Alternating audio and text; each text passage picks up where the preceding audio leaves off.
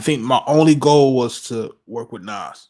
That's all I wanted to do. Was I wanted to just work with Nas. That was like the dream come true for me. When we were working on a mobilarity for Raekwon, we had a listening party at the old Hit Factory in Manhattan. Track masters came through.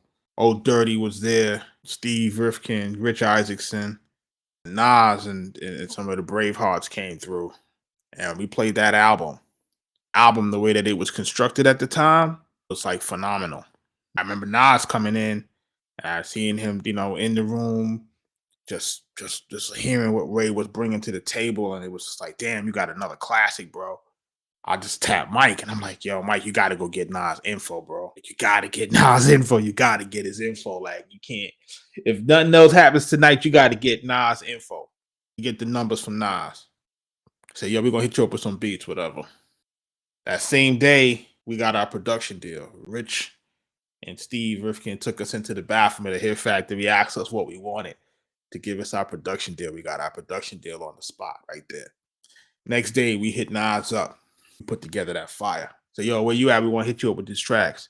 He was like, he was in the city. We jumped in the truck, jet down to Manhattan again, meet up with him, give him a CD with about was 10 to 12 bangers. I can't remember how many it was.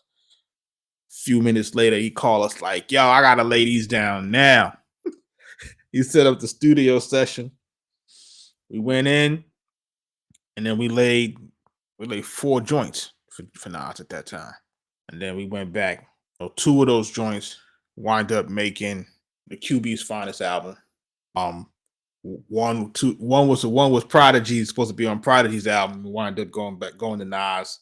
It was actually, so that counted as 5 records, but we recorded like 4 records with him.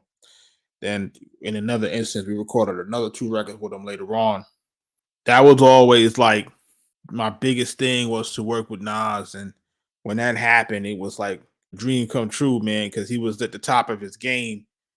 And it's just a huge accomplishment to be able to say that's, part of our legacy now, because he's still here and he's still doing his thing. So shout out to Nas. Thank you for the opportunity. One love, man.